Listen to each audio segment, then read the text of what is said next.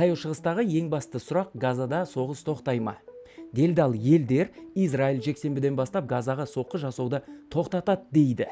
Ал ресми түрде Израиль бұны растаған жоқ. Рет-ретімен бәрін түсіндірейін. 2 тамызда Хамас өкілі Сауд Арабиясының Аш-Шар газетіне сұхбат берді. Оның айтуынша делдалдар Израильдің әуе шабуылдары мен артиллериялық соққыларды толық тоқтатуға келіскенін хабарлаған. Бірақ келіссөздерге қатысқан дерек көздің сөзінше, соңғы шешім әлі нақтыланбаған. Израильдің ресми жауабы 3 тамыздағы үкімет отырысынан кейін жариялануы мүмкін. Осы кезде тағы бір мәлімдеме шықты. Газадағы Палестина автономиясының бұрынғы қауіпсіздік басшысы Мухаммед Дахлан мынадай мәлімдеме жасады. Ол Трамптың күйеу баласы Джаред Кушнер Израиль шабуылдарды тоқтатуға келісті деп жазды.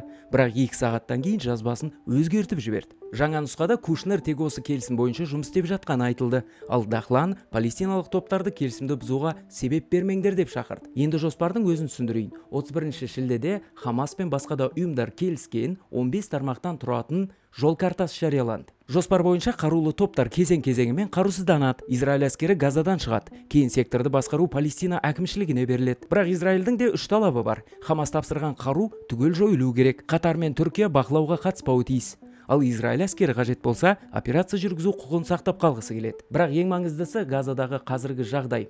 Келісім туралы ақпараттар тарап жатқанына қарамастан, 2 тамыздағы жағдай бойынша Израиль Газада соққыларды әлі де тоқтатпаған. Израиль әскері Хамастың 2 командирі мен бірнеше қару қоймасы жойылғанын хабарлады. Палестина тарабы қаза тапқандар бар екенін мәлімдеді. Сондықтан әзірге келісім қағаз жүзінде ғана, ал Газадағы соғыс әлі тоқтаған жоқ. Енді бәрінің назары Израиль үкіметінің 3 тамызда жариялайтын мәлімдемесіне ауып отыр. Бұл туралы сіз не ойлайсыз, арнаға жазылуды ұмытпаңыз.